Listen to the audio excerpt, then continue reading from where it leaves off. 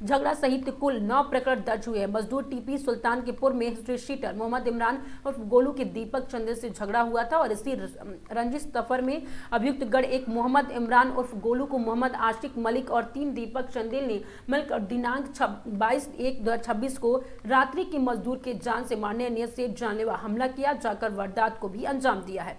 गिरफ्तार मुलजमान मोहम्मद इमरान उर्फ गोलू उम्र 31 वर्ष बताया जा रहा है और मेडिकल के पास शमशान रोड पर नेहरू नगर। और वही बता दें कि मोहम्मद आशिक मलिक पुत्र मोहम्मद इरफान जाति मुसलमान उम्र 26 वर्ष निवासी यथित मेडिकल के पास शमशान रोड से बात बताया जाएगा। दीपक चंदेल भी इसमें शामिल है। वही 259 राजीव नगर कड्डी बसी रणभौरा रंगपुर और थाना रेलवे कॉलोनी के बताया जा रहा है। पुलिस टीम का रामकृष्ण भी सौदा किया गया है। हमें लगता है कि राजस्थान वाले से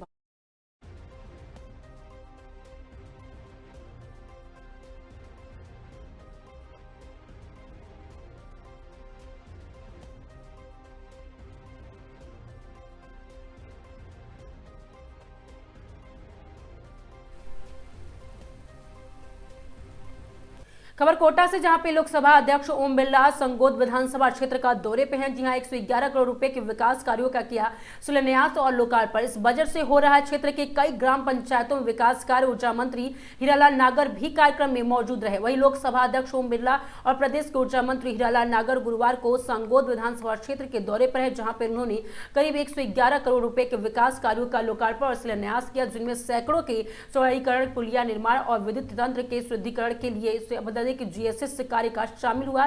स्पीकर बिरला ने कहा कि संगोद विधानसभा क्षेत्र में जो कार्य अभाव में थे, उनके कार्य योजना बनाकर उन कार्यों को पूरा करवाया जा रहा है। यहाँ के किसान और अपनी उपज को दिल्ली और मुंबई जाकर बेचकर इसी के लिए पास से दिल्ली मुंबई एक्सप्रेसवे गुजर रहा है। जल्द ही गांव के सैकड़ों को हाईवे से जोड़ा जाएगा ताकि यह सुविधा किसानों को मिल सके और इन 3 सालों के अंदर गाँव में इतना विकास हो जाएगा कि 75 साल में भी नहीं हुआ होगा।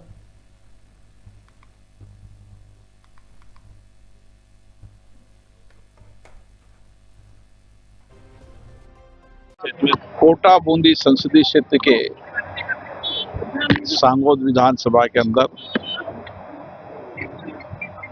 वर्षों से जो अभाव थे, उन अभावों को योजना बनाकर पूरा करने का काम किया जाए। बेहतर रोड कनेक्टिविटी हो, हर खेत तक पानी हो, हर घर तक नल हो, पर्याप्त ऊर्जा हो, ये सब कामों के विकास और लोकार्पण हो रहे हैं, जिससे कि सारे क्षेत्र में समृद्धि खुशहाली आए।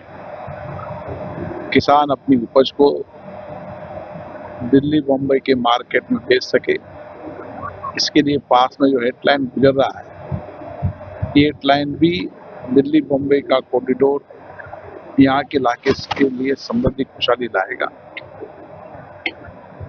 हम सबका सामूहिक प्रयास है कि राज्य में भारतीय जनता पार्टी सरकार, मोदी की सरकार मिलकर लोगों की अपेक्षा आकांक्षाओं को पूरा करे, उनकी कठिनाई, चुनौतियों, बाधाओं को कम करे। और आज एक एक विधानसभा के अंदर करोड़ों रुपए के काम हो रहे हैं। कोई विधानसभा के अंदर 500 करोड़ रुपए के, कोई विधानसभा में 700 करोड़ के, कोई विधानसभा में 400 करोड़ के। एक विकास के आधार पर इंफ्रास्ट्रक्चर को मजबूत करते हुए कैसे इलाके के अंदर समृद्धि आ सकती है, इसकी केंद्र और राज्य सरकार ने योजना बनाई।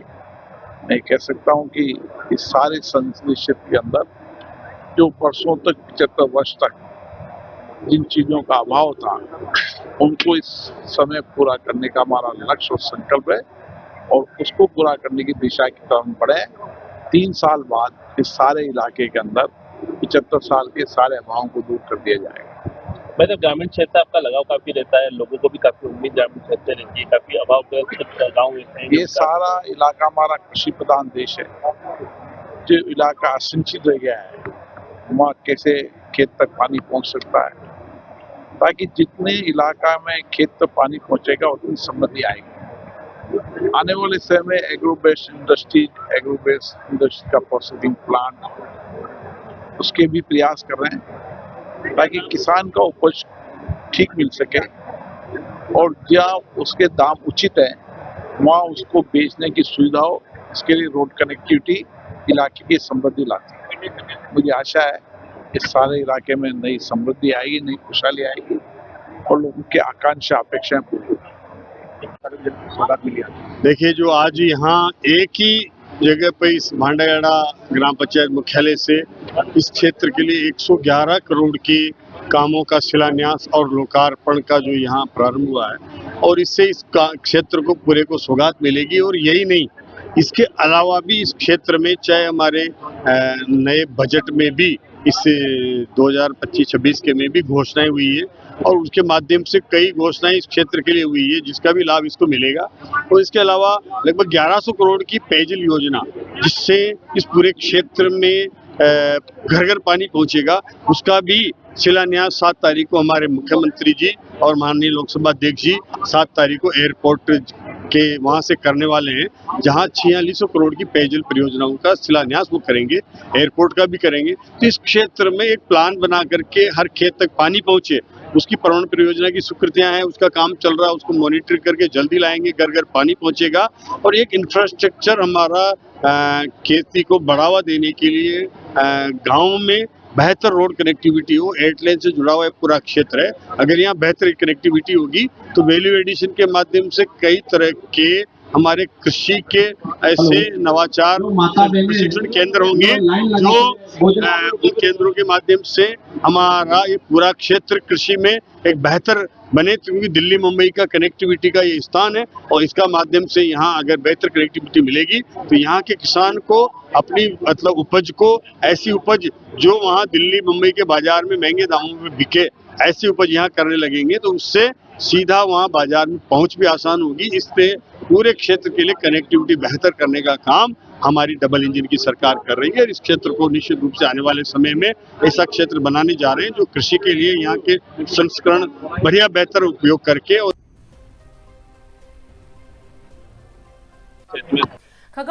खबर डूंगरपुरा से, जहां पर सिमरोड़ा में बैंक ऑफ बड़ौदा शाखा द्वारा केंद्र सरकार की सामाजिक सुरक्षा योजना प्रधानमंत्री आपको जीवन ज्योति बीमा योजना के तहत एक लाभार्थी परिवार को 2 लाख रुपए की बीमा राशि का चेक प्रदान किया गया। बैंक अधिकारियों ने योजना की जानकारी देते हुए आमजन से अधिक संख्या में जुड़े रहने की अपील की है। बैंक ब्रांच मैनेजर दीपक उदय पटियाल और चुड़ावाड़ निवासी श्रद्धा देवी कोटेज पत्नी और कांतिलाल कोटेज की बैंक ऑफ बड़ौदा शाखा सिमरोड़ा के BC रणवीर सिंह के माध्यम से प्रधानमंत्री जीवन ज्योति बीमा योजना के तहत बीमा करवाया गया था। कुछ समय पूर्व उनकी सामान्य मृत्यु हो जाने पर BC कोऑर्डिनेटर दैनिक दर्जी और क्रिसिल फाउंडेशन के फील्ड कोऑर्डिनेटर के विजय रेत ने आवश्यक दस्तावेज जुटाकर लीड ब्रांच को सूचना दी। लीड ब्रांच मैनेजर ने दीपक उदय पाटिल और अधिकारी चंद्रशेखर नागले के मार्गदर्शन में शाखा स्टाफ, फील्ड कोऑर्डिनेटर और BC के समन्वय की औपचारिकताएं पूरी की और इसके बाद ही शारदा कोटेट को नामिनी कातिल और कोटेट को 1 माह के भीतर 2 लाख रुपए का चेक सौंप दिया। दीपक उदय पाटिल लीड ब्रांच मैनेजर ने बताया कि प्रधानमंत्री जीवन बीमा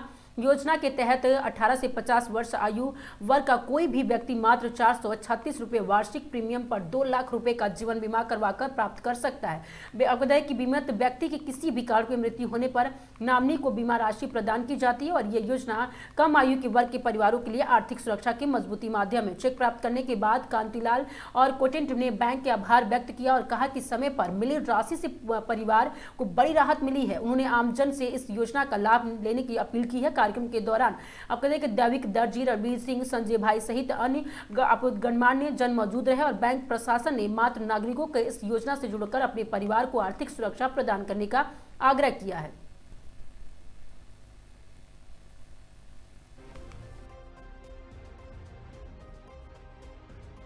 बैंक ऑफ बड़ौदा BC सिमरोड़ा से, और ये हमारे कांतिलाल जी हैं कोटेड, और जिनकी वाइफ शारदा कोटेड की डेथ हो गई थी, जिनकी बीमा पॉलिसी मैंने की थी PM-JJBY, और उनकी डेथ होने से इस पॉलिसी को क्लेम किया बैंक ऑफ बड़ौदा सिमरोड़ा ब्रांच से, और 1 महीने के भीतर इनको सहायता राशि 2 लाख रुपये उनके नॉमिनेट कांतिलाल कोटेड के अकाउंट में प्राप्त हो गए इनको। इसके लिए इस पॉलिसी को और बैंक ऑफ बड़ौदा के समस्त स्टाफ को और मैनेजर साहब को सबको बहुत बहुत धन्यवाद। और आम जन को यही सूचना है कि सबके PM-JJBY और PM-SBY ये दोनों बीमे हर एक अकाउंट में होने चाहिए। और सबको सहयोग से करवाने भी चाहिए, ताकि आम जन को, एक गरीब परिवार को ऐसे सहायता मिले तो वो आगे आ सकता है। थैंक यू, धन्यवाद।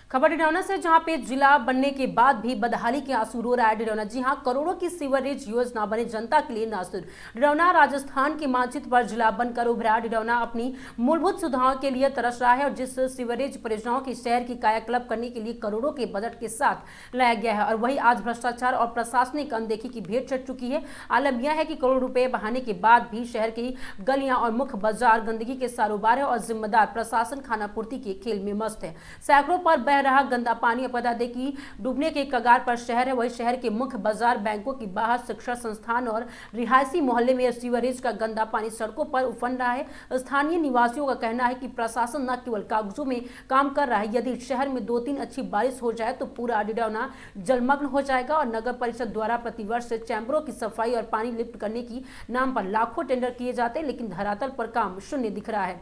नमक झील और मेला मैदान पर अस्तित्व का संकट भी देखा गया।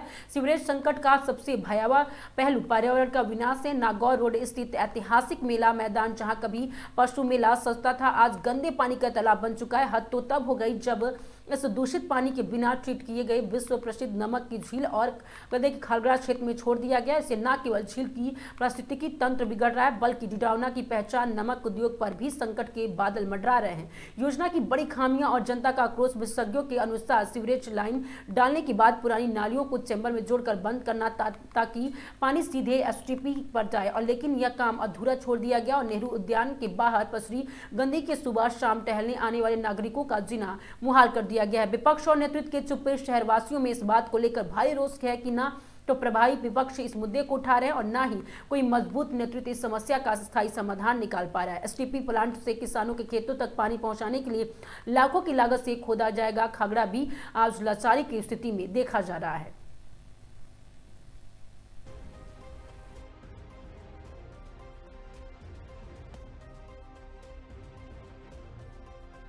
अब बोलो क्या सीवरेज की वजह से पूरा शहर परेशान है।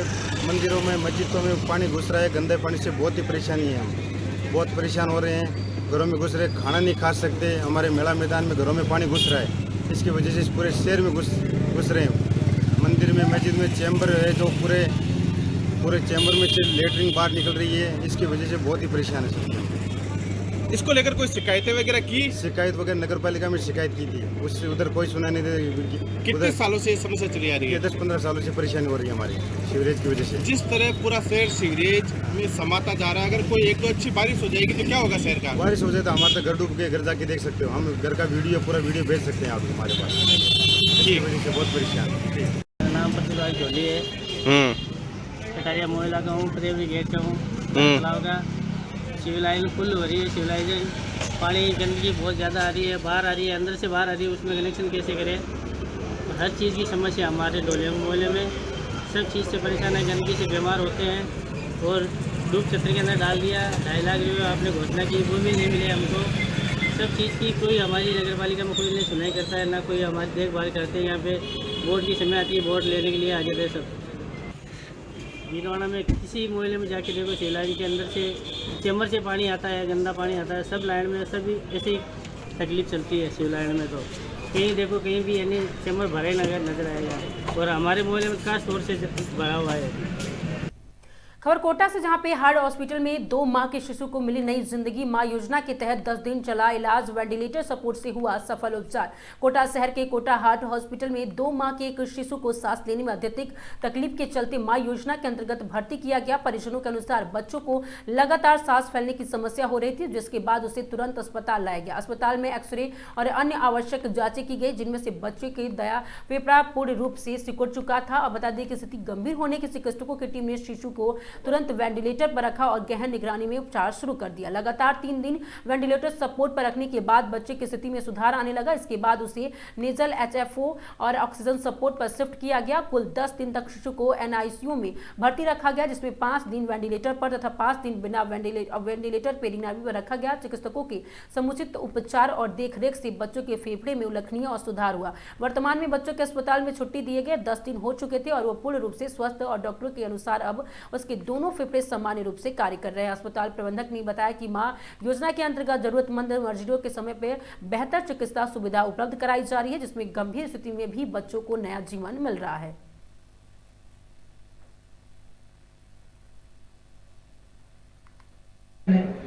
हम ट्यूब डालते हैं अंदर, ट्यूब अगर एक तरफ फंस गई तो दूसरी तरफ की लंग पे चढ़ जाएगी, इधर फंस गई तो इधर पे चढ़ जाएगी। मतलब आप ये सोच लीजिए कि अगर एक बच्चा वेंटिलेटर पे है तो वो एक लड़ाई है। क्यों? क्योंकि हम प्रकृति के नियम के अगेंस्ट उसको सांस दिला रहे हैं। तो क्योंकि बच्चों के डॉक्टरों की तो हम ये मान के चलते हैं कि हमारा बच्चा क्योंकि जीने के लिए दुनिया में आया है, इसलिए ये फाइटर है, ये बचते हैं 8 दिन 10 दिन 15 दिन 20 दिन, मतलब ये तो बहुत नॉर्मल है हम लोग के लिए वेंटिलेट करना। 15-20 दिन 25 दिन से यही चलता रहता हमारे वेंटिलेटर। क्यों? क्योंकि हम लोग बहुत सेंसिटिव लोग।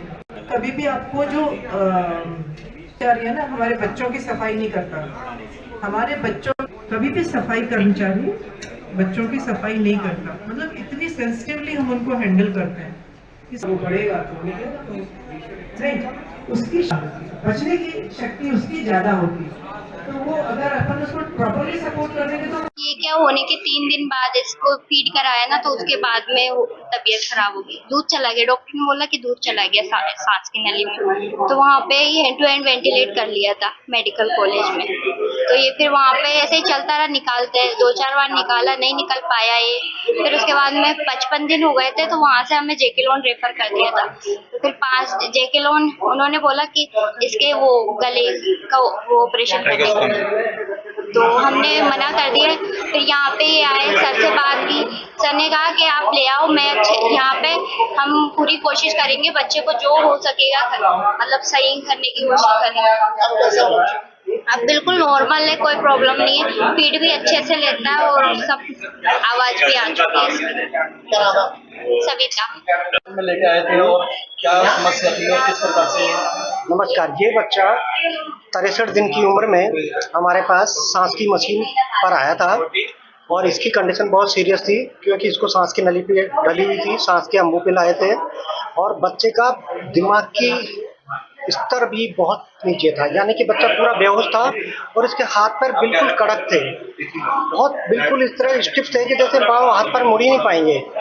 लेकिन उसके बावजूद बच्चे का न्यूट्रिशन का भी इशू था, बच्चे का जो वजन था जो 3 किलो से 2 किलो 800 ग्राम रह गया। तो इस अवस्था में हमारे पास ये पहुँचे।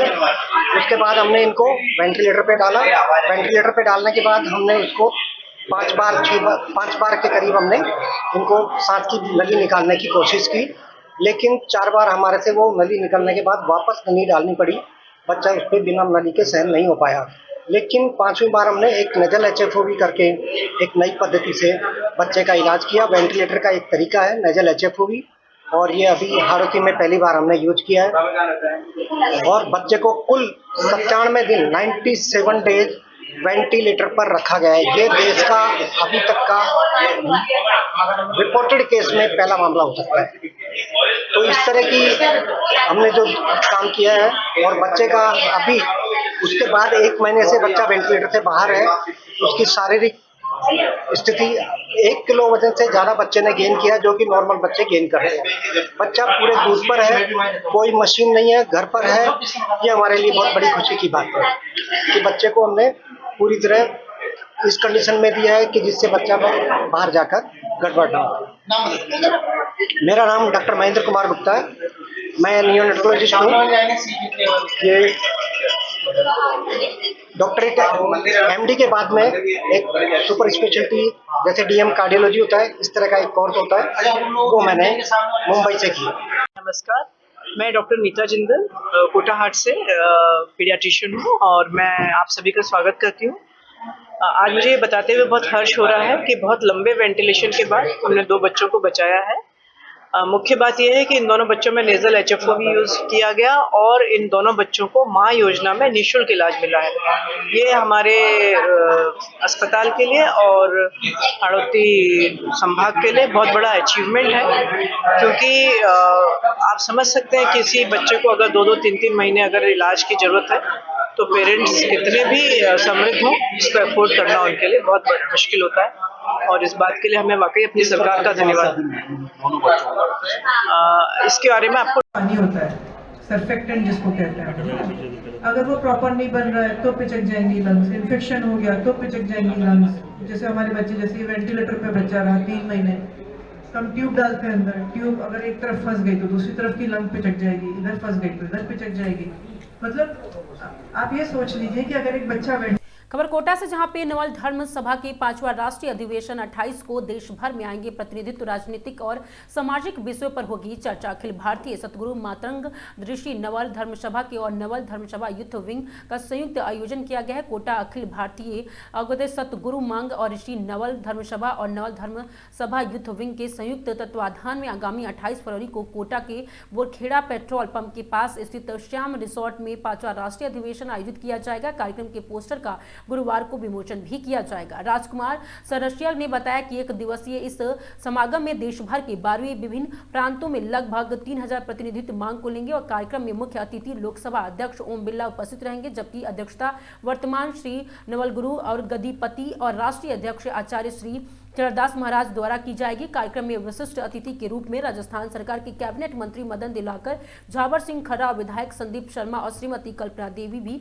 अपने विचार साझा करेंगे। अधिवेशन में वाल्मीकि समाज के 6 प्रमुख पंथों के पूज्य संत और नवल साहिब के वंशज भी उपस्थित होंगे। नवल धर्म सभा के प्रदेश अध्यक्ष राकेश सफेला ने बताया कि प्रातः 10 बजे से शुरू होने वाले इस अधिवेशन को 2 महत्वपूर्ण सत्रों में बांटा गया है और प्रथम सत्र में समाज की प्रमुख मांगों पर आधारित होगा, जिसमें महर्षि नवल स्वामी के विचारों को राजस्थान के शैक्षिक पाठ्यक्रम में शामिल करने की, कोटा में समाज के लिए छात्रावास हेतु भूमि आवंटन तथा जोधपुर में स्वामी जी के भव्य पनोरमा निर्माण जैसे विषयों पर रणनीति तैयार की जाएगी। साथ ही राजस्थान में सफाई कर्मचारी की नई भर्ती प्रक्रिया शुरू करने की, स्वामी जी के जन्मोत्सव पर स्वैच्छिक अवकाश घोषित करने की मांग पुरजोर तरीके से उठाई जाएगी।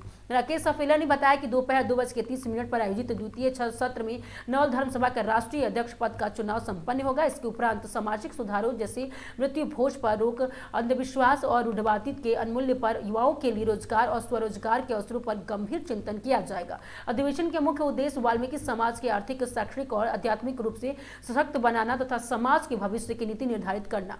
विमोचन में आचार्य गणेश और झावा, श्रीनाथ कलोशिया, पंकज घंगेट और शिवराज पवार, गोलू पचरेवड़ा, अजीत सफेला साथ में आपको बता दें कि कई ऐसे गण्यमान्य मौजूद रहे।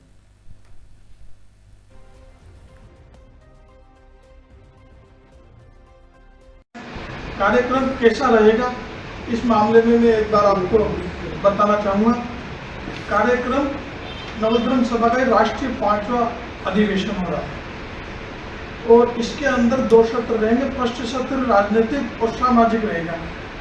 फर्स्ट सत्र के अंदर जनप्रतिनिधि हमारे राजस्थान के और यहाँ के जिनको हमने निमंत्रण दिया वो आएंगे। उसके इस कार्यक्रम के मुख्य अतिथि रहेंगे हमारे लोकसभा अध्यक्ष ओम बिरला जी, इसके चीफ गेस्ट हैं इस कार्यक्रम के। और हमारे निमंत्रण हमने हीरा लालजी भाई साहब को भी दिया है, नागर साहब ऊर्जा मंत्री जी हैं, शिक्षा मंत्री जी को भी दिया है, मदन दिलावर जी को, और झावर सिंह खर्रा जी को भी निमंत्रण दिया है।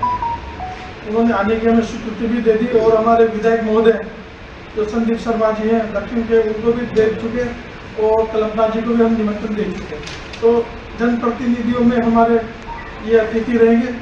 इसके बाद सेकंड सत्र में वाल्मीकि समाज के जो 6 पंथ हैं उनके संतों को हमने निमंत्रण दिया है। इस अधिवेशन के अंदर चीफ गेस्ट हमारे लोकसभा अध्यक्ष जी रहेंगे और इसके अलावा हीरा लाल जी, ऊर्जा मंत्री जी, मदन दिलावर जी, झावर सिंह खर्रा जी, संदीप शर्मा जी, कल्पना जी, सभी को हमने निमंत्रण दिया है और उन्होंने आश्वस्त किया है कि वो हमारे कार्यक्रम में आ रहे हैं। कार्यक्रम की अध्यक्षता चरणदास जी महाराज जी, जो नवल साहिब जी के वंशज हैं, जो संगठन के राष्ट्रीय अध्यक्ष हैं, वो इस कार्यक्रम में आ रहे हैं। और इस कार्यक्रम को लेकर समाज के अंदर उत्साह और श्रद्धा बहुत है। आप उसके उत्साह श्रद्धा कार्यक्रम में जब पधारेंगे तो आपको देखोगे हजारों की संख्या में समाज, महिलाएं, युवा, संत सब लोग पधार रहे हैं इसके अंदर। कोटा राजस्थान के अलावा 22 प्रदेशों से आ रहे हैं और 25 जिलों से राजस्थान में आ रहे हैं इस कार्यक्रम के अंदर। और इस कार्यक्रम में जो रहेगा वो सामाजिक, शैक्षणिक, आध्यात्मिक और आर्थिक विषयों पर भी बहुत चर्चा होगी। हमारी मुख्य मांग तो बताई दी। मुख्य मांग छात्रावास के लिए पाठ्यक्रम के अलावा सफाई कर्मचारी की भर्ती पे हमारे समाज का एक बहुत बड़ा मुद्दा रहा है, और एक आरक्षण उपवर्गीकरण का भी एक हमारा बहुत बड़ा मुद्दा रहा है कि आरक्षण उपवर्गीकरण की जो पहल हुई, जो कोटा के वाल्मीकि समाज ने सबसे पहले करी थी, जो नागाजी के बाग से कलेक्टर साहब तक हमने ज्ञापन दिया था और बहुत बड़ा रैली और ज्ञापन देने का हमने काम किया था वाल्मीकि समाज का। पाठ्यक्रम में जुड़ाने की मांग भी है। हाँ, पाठ्यक्रम के अंदर जुड़ाने की मांग है कि केंद्र के अंदर और स्टेट के अंदर नवल साहिब का पाठ्यक्रम जुड़े, जिससे जब इंडिया के बाहर के हमारे मुगल साम्राज्य के नाम जुड़े हैं तो हमारे वरिष्ठ संत और समाज की धरोहर इनका नाम नहीं है। ये एक बहुत बड़ा पीड़ा का विषय है वाल्मीकि समाज के लिए, और अभी सरकार की तरफ से काम भी चल रहा है जिसमें संशोधन होना बाकी है। उस संशोधन के चेयरमैन हमारे कुलपति जी हैं, उनको हमने पाठ्यक्रम भी उपलब्ध करा दिया है और उनसे आग्रह किया है कि नवल साहिब जी के पाठ्यक्रम में केंद्र में और स्टेट में जोड़ने की कृपा करें। राकेश सफेला, प्रदेश अध्यक्ष नवल धर्म सभा। कोटा के लिए हमारे लिए बहुत गर्व की बात है कि अखिल भारतीय सदगुरु मातृ ऋषि नवल धर्म सभा का कोटा मेजबान कर रहा है। ये राष्ट्रीय अधिवेशन एक सामाजिक और धार्मिक ऐसी संगठन है जिसमें 22 राज्यों से देश के वाल्मीकि समाज के प्रबुद्धजन और संतों का एक अनूठा समागम होगा, और हम तो बहुत कोटा वासियों बहुत सौभाग्यशाली कि हम उनके स्वागत और उत्साह के स्वागत के लिए उमंग से भरे पड़े हैं। और कार्यक्रम एक भजन भोजन या भाषण तक सीमित नहीं है, समाज के लिए एक संकल्प के लिए या राष्ट्रीय अधिवेशन हम कराने का काम कर रहे हैं कि इसमें कोई एक नई दिशा मिले। जिस तरीके से एक समय के साथ साथ हमें चल करके समाज में आगे किस तरीके की एक नीति निर्धारण करें, उसके लिए एक संकल्प के लिए हमने राष्ट्रीय अधिवेशन का आयोजन किया है। कुरीतियां भी दूर करने की बात रखी है। कुरीतियों में कई नई फैशंस आ गई। वैसे समाज में बहुत शिक्षा के क्षेत्र में भी बढ़ रहा है, और हम देखिए दूरदर्शनों के माध्यम से नशे के भी बहुत हमारे समाज ने बहुत प्रगति की है, बहुत लोगों में सुधार आने का काम हुआ है। शिक्षा में जिस तरीके से बढ़ रहा है तो संस्कारवान भी हो रहा है, शिक्षितवान भी हो रहा है। कुरीतियों में कुछ, जैसा मैंने अभी प्रारंभ में भी कहा था कि जो प्री वेडिंग, फिजूल खर्ची, इन चीजों पर हम लेंगे और एक संकल्प के साथ आगे बढ़ेंगे कि हमें किसी को सुधारना नहीं है। हम कुटुंब की शुरुआत से हमारे काम करेंगे कि मुझे अपने परिवार को संस्कारवान और शिक्षावान बनाना है। शिक्षित हो गए तो स्वतः ही ऑटोमेटिक वो सारी व्यवस्थाओं में अपनी भागीदारी सुनिश्चित कर लेंगे। में कुछ प्रमुख मांग में, चूंकि कोटा एक शैक्षणिक नगरी है, यहाँ वाल्मीकि समाज का एक छात्रावास नहीं है, तो हम सरकार से जो उसकी प्रक्रिया थी उसके अधीन हमने आवेदन कर दिया। हमें छात्रावास की भूमि मिल जाएगी तो समाज के दानदाता बहुत सबसे प्रार्थना करेंगे कि उसको बहुत जल्दी उसका निर्माण करके और बच्चों के लिए यहाँ रहने ठहरने की एक व्यवस्था बन जाए सुचारू रूप से, ताकि वो बहुत अच्छे तरीके से अध्ययन कर सकें। आपका नाम?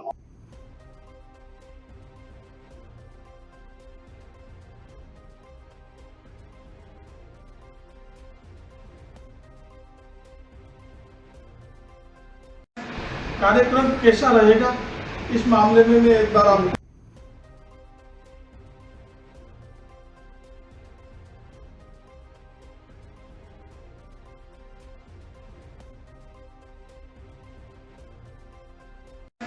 कार्यक्रम कैसा रहेगा इस मामले में मैं एक बार आपको बताना चाहूँगा।